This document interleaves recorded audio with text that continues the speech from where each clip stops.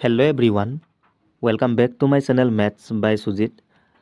আমি DHS DME grade 3 non technical এক্সামৰ কাৰণে মেথছৰ প্ৰেক্টিছ সেটৰ সিৰিজ আৰম্ভ কৰিছিলোঁ। প্ৰিভিয়াছ ইয়াৰ কুৱেশ্যনৰ পৰা আমি আৰম্ভ কৰিছোঁ 2018 চনৰ পৰা। আমি প্ৰথম পাৰ্টৰ ভিডিঅ'ত 15টা কুৱেশ্যন সলভ কৰিছিলোঁ। বাকি আৰু 10টা কুৱেশ্যন থাকি গৈছিলে। সেই 10টা কুৱেশ্যনটো আমি আজি সলভ কৰিম।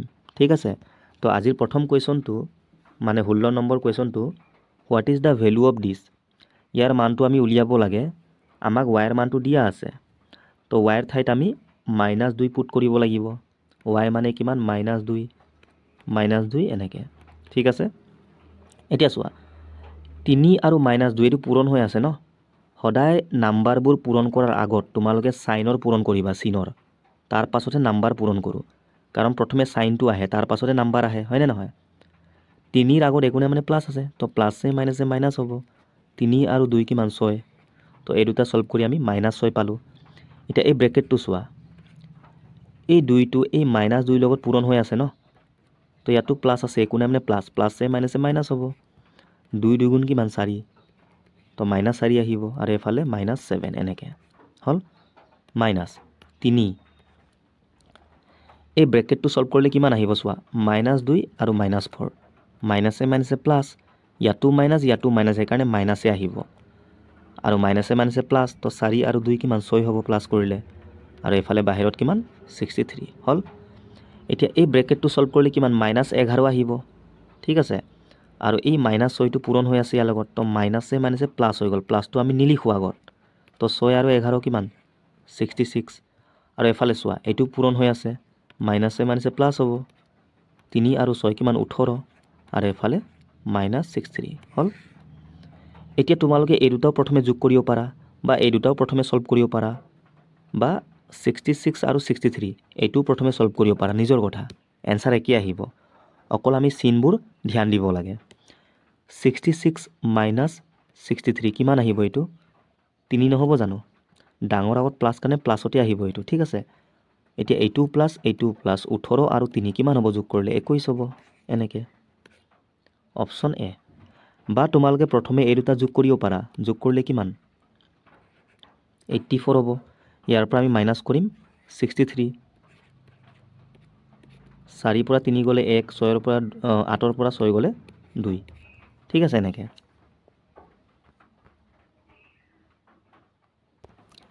Next, the perimeter of a parallelogram with sides of 7 centimetre and 12 centimetre length is. Parallelogram মানে কি? সামন্তৰিক। ইয়াৰ পেৰিমিটাৰ মানে পৰিসীমা, সেইটো আমি উলিয়াব লাগে। আৰু বাহু দুটা দিয়া আছে আমাক ইমান। চোৱা, পেৰেলেলোগ্ৰাম বুলি ক'লে বিপৰীত বাহুবোৰ কি থাকে? সমান থাকে। এইটো সমান। ঠিক আছে, লগতে এই দুটা কি? পেৰেলেলো হয়, সমান্তৰালো হ'ব, লগতে সমানো হয়। তেনেকৈ এইটো আৰু এইটো সমান হ'ব। এইটো যিমান দীঘল এইটো সিমানেই হ'ব, লগতে এইটো সমান্তৰাল এই দুটা। ঠিক আছে, বিপৰীত বাহুবোৰ সমান্তৰাল আৰু কি থাকে? সমান থাকে, এইটো মনত থবা। এতিয়া আমাক বাহুৰ মান দিয়া আছে 7 আৰু 12। ছাপ'জ এইটো 7 এইটো 12 হ'ল। এইটো 12 হ'লে এইটো 12 হ'ব, এইটো 7 হ'লে এইটো 7 হ'ব।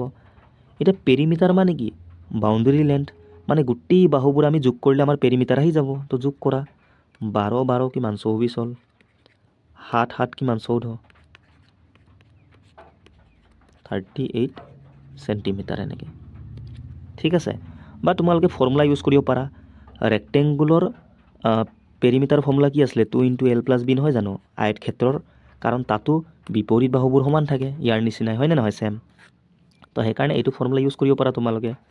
এইটো L বুলি ধৰি লোৱা, এইটো B বুলি ধৰি লোৱা। তো 2 × L মানে কিমান? 12, আৰু B মানে কিমান? 7। তো এইটো যোগ কৰিলে 19 আহিব। 2 পূৰণ 19 কিমান? 38 এনেকৈ। ঠিক আছে, next, which of the following about a parallelogram is true. তো কোনটো ট্ৰু হ'ব পেৰেলেলোগ্ৰামৰ কাৰণে? তো আমি ইয়াৰ প্ৰপাৰ্টি জানিব লাগিব, নিয়মবোৰ। চোৱা, পেৰেলেলোগ্ৰামত কি আছিলে? বিপৰীত বাহুবোৰ সমান থাকে, লগতে সমান্তৰালো হয়। এইটো সমানো হ'ব, সমান্তৰালো হ'ব। আৰু চোৱা, ডায়গনেল দুডাল থাকিব ন, এইটো এটা। ঠিক আছে, তোমালোকে মনত থবা, এই ডায়গনেল দুটা ইকুৱেল নহয়, সমান নহয়, কিন্তু ইটোৱে সিটোক বাইচেক্ট কৰে। মানে এই ডায়গনেলটো ইয়াক দুটা সমান ভাগত ভাগ কৰিব, তেনেকৈ ইও ইয়াক দুটা সমান ভাগত ভাগ কৰে মানে বাইসেক্ট কৰে সমদ্বিখণ্ডক এই গোটেইটো 10 সেন্টিমিটাৰ হলে এইটো 5 5 হৈ যাব মানে সমান সমানে ভাগ হয় ঠিক আছে এইটো মনত থবা আৰু এই কোণ কেটা 90 দি নাথাকে আকৌ এইটো মনত থবা ঠিক আছে all internal angles are equal মানে কি internals angle মানে কি এই ভিতৰৰ এংগল ভৰি কেটা অন্ত কোণ কেটা এই গোটেই কোণবোৰ সমান বুলি কৈছে সমান নহয় ঠিক আছে diagonal bisect one another এইটো কাৰেক্ট মানে এই diagonal দুডালে ইটো হিটোক বাইসেক্ট কৰে এটাই এটাক হয় না নহয় তো এইটো correct parallel sides intersect each other এইটো wrong one of the angle is always right angle মানে কি 90 ডিগ্ৰী ইয়াত এটা কোনো 90 ডিগ্ৰী নাথাকে তো এটোও নহয় ঠিক আছে তোমালকে মনত থবা প্যাৰালেলোগ্ৰামত ডায়াগোনাল দুটাই বাইসেক্ট কৰে ইটো হিটোক ঠিক আছে clear next to show the area of a trapezium shaped field is 480 cm square the distance between two parallel sides is 15 cm trapezium বুলি ক'লে সদায় দুডাল বাহু কি হয় সমান্তৰাল মানে প্যাৰালেল থাকিব লাগে only two side বাকি দুডাল কি সমান্তৰাল হ'ব নালাগে সাপোজ এইটো এটা কি ট্ৰেপিজিয়াম এইটো আৰু এইটো বাহু সমান্তৰাল ঠিক আছে এই দুটা সোৱা সমান্তৰাল নহয় এনেকে বা তোমালোকে এনেকেও ড্ৰ কৰিব পাৰা এনেকে মুঠতে দুডাল বাহু সমান্তৰাল হ'ব লাগে ঠিক আছে আৰু ইয়াৰ কি উচ্চতা থাকে উচ্চতা মানে পাৰপেন্ডিকুলাৰ এটা সাইড এনেকে 90 ডিগ্ৰী কোণ কৰিব লাগিব তেতিয়া এইটো হাইট হ'ব ন মানে এই সমান্তৰাল বাহু দুডালৰ মাজৰ দূৰত্ব এইটো সাপোজ এইটো এ এইটো বি আৰু এইটো এইচ ইয়াৰ যেটো কালি বা এৰিয়া কিমান হ'ব হাফ ইনটু এই সমান্তৰাল বাহু দুডাল যোগ কৰিব লাগে আৰু উচ্চতা পূৰণ কৰিব লাগে এইটো আমাৰ কি ট্ৰেপিজিয়ামৰ কালিটো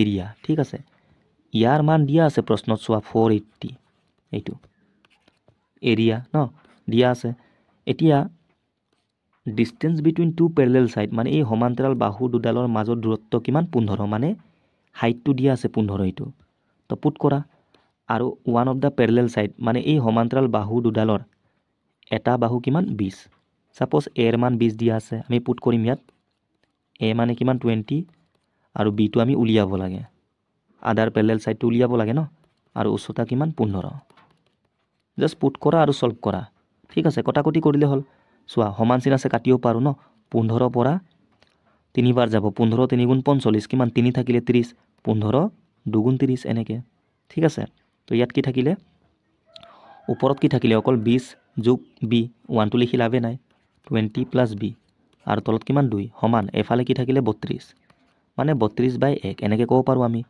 এটা এটো ক্ৰস মাল্টিপ্লাই কৰা 20 প্লাস বি সমান 2 আৰু 32 কিমান 64 এই 20 টো এফালে ঠেলি দিয়া মানে এফালে মাইনাস হ'ব ন 44 আহি গল অপশন ডি টু হ'ব ঠিক আছে ডি তোমালোকৰ 44 আছে একো নাই সিম্পল তোমালোকে ভ্যালু কেটা পুট কৰিলে হল आंसर আহি যাব 44 সেন্টিমিটার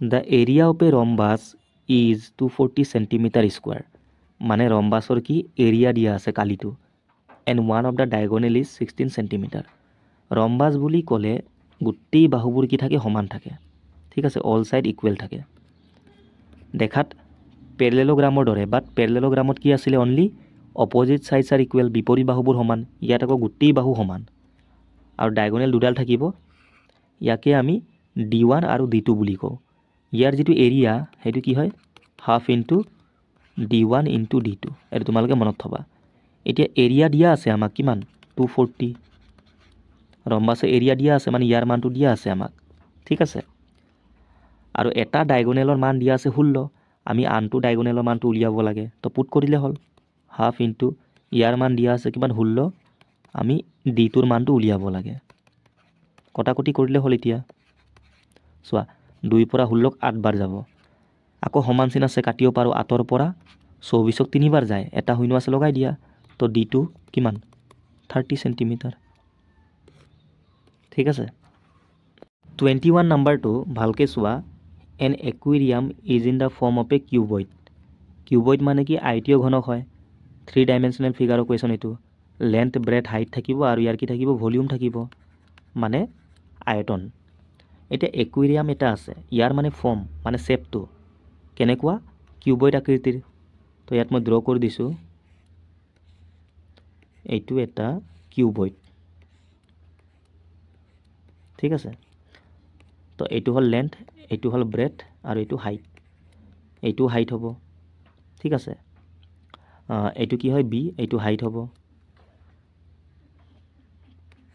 এইটো হাইট হয় ঠিক আছে আৰু এইটো কি হ'ব এইটো এই বেক ফালটো চোৱা এইটো এল হ'ব আৰু এইটো হাইট ঠিক আছে এতিয়া আমাক কৈছে the base side faces and back face are to be covered with a colour paper আচ্ছা লেন্থ ব্ৰেথ হাইটৰ মান দিয়া আছে 80 30 40 লেন্থ ব্ৰেথ হাইট ঠিক আছে এতিয়া বেছ মানে কোনটো এই তলৰটো এইটো ইয়াৰ কথা কৈছে এইটো আৰু সাইড ফেচেছ মানে সাইডত থকা দুটা ফেচ এইটো আৰু বেক ফেচ মানে এই বেক ফালে থকাটো এইটো ঠিক আছে এইকেইটা কি কালাৰ পেপাৰ পৰা কভাৰ কৰিছে এতিয়া আমি ইয়াৰে এৰিয়াটো উলিয়াব লাগে যিমানখিনি পেপাৰ আমি ইউজ কৰিম ন তাৰ এৰিয়াটো উলিয়াব লাগে তো যিকেইটা মেনশ্যন কৰিছে আমি সেইকেইটাৰ সেই এৰিয়াটো উলিয়াম এই ওপৰৰ টপটো আৰু এইফালে ফ্ৰণ্টটো ইয়াৰ কথা আমাক মেনশ্যন কৰা নাই ঠিক আছে এটা বেছ বুলি কৈছে বেছ মানে তলৰটো এইটো তলত থকাটো এনেকৈ তো এইটো চোৱা এল হয় আৰু এইটো কি হয় বি হয় তো ইয়াৰ এৰিয়া কি হ'ব লেন্থ আৰু ব্ৰেথ পূৰণ কৰা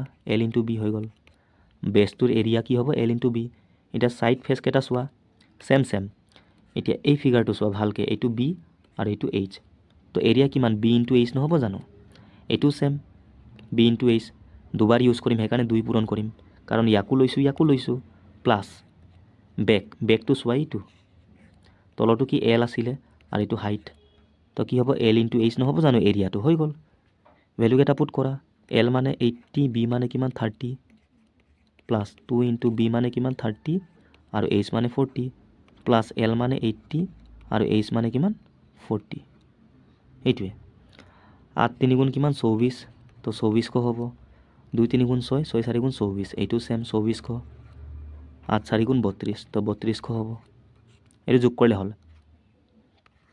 এইটো কিমান 4 5 6 7 8 আৰু এফাল দুটা হয় ন 8000 হ'ব ঠিক আছে অপশ্যন চিটো এনেকৈ কুৱেশ্যনটোত একো নাই অকল আমি বুজি পাব লাগে বাকী তোমালোকে এনেকৈ ফৰ্মুলা ইউজ কৰি দিবা আহি যাব এনচাৰটো ঠিক আছে next find the height of a cylinder whose radius is 7 cm and the total surface area is 968 cylinder মানে চুঙা এনেকুৱা থাকে এইটো হাইট হয় দুটা চাৰ্কুলাৰ ফেচ থাকে টপ এণ্ড বটমত এইটো ৰেডিয়াছ আমাৰ এতিয়া ৰেডিয়াছ দিয়া আছে আমাক আমি হাইটটো উলিয়াব লাগে এইচৰ মান টোটেল ছাৰ্ফেচ এৰিয়া আমাক দিয়া আছে চোৱা চিলিণ্ডাৰৰ আমি ভলিউম কাৰ্ভ ছাৰ্ফেচ এৰিয়া আৰু টোটেল ছাৰ্ফেচ এৰিয়া এই তিনিটা আমি জানিব লাগে ভলিউম হ'ল পাই R square H curve surface area কিমান 2 পাই আৰ এইচ মানে বক্ৰ পৃষ্ঠকালিটো এইটো মুঠ পৃষ্ঠকালি 2 pi R H plus 2 pi R square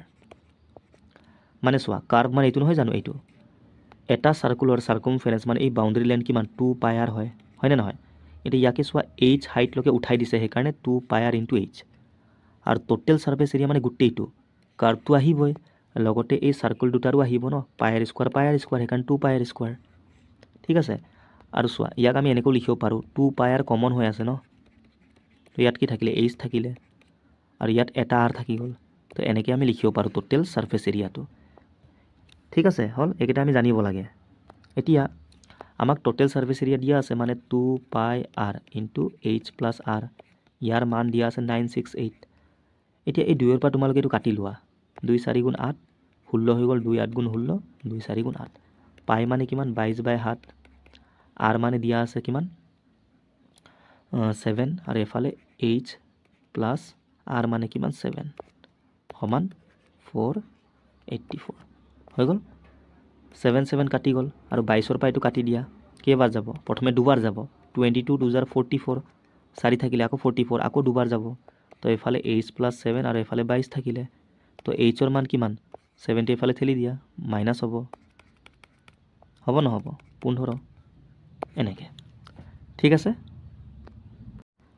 next চিম্প্লিফিকেশ্যনৰ question এইটো অকণমান মিষ্টেক হৈ আছে এইটো ডিভাইড আছিলে তোমালোকে ঠিক কৰি ল'বা ঠিক আছে মানে প্লাছৰ ঠাইত হৰণটো লিখিলে হ'ল ফাৰ্ষ্ট আমি ব্ৰেকেটৰ ভিতৰত থকাবোৰ সলভ কৰিম এতিয়া চোৱা ঘাতবোৰ কি নেগেটিভত আছে তো প্ৰথমে আমি ইয়াক প্লাছত কনভাৰ্ট কৰিব লাগিব তাৰ কাৰণে এই মানটোক ৰেচিপ্ৰকেল কৰিব লাগে 3টো ওপৰত যাব 1টো তলত এতিয়া এই -2টো কিমান +2 হৈ গ'ল, +2 আমি নিলিখোঁ আৰু যিকোনো নাম্বাৰ তলত 1 থাকে এইটো লিখি লাভে নাই, মানে 3 স্কোৱাৰ হৈ যাব। 3 স্কোৱাৰ মানে 3ক আমি দুবাৰ পূৰণ কৰিম, 9 আহিব। তো ইয়াৰ মানটো 9 মাইনাছ, তেনেকৈ এইটো কিমান হ'ব, 2টো ওপৰত যাব, 1টো তলত আহিব আৰু ইয়াৰ ঘাত কিমান 3 হৈ যাব, মানে 8। 2ক 3বাৰ পূৰণ কৰিলে 8 আৰু এফালে ডিভাইড 4 স্কোৱাৰ হৈ যাব এনেকৈ। 9ৰ পৰা 8 গ'লে 1 নহয় জানো, আৰু এফালে কিমান 16, তাৰ মানে কিমান 1/16 এইটোৱে।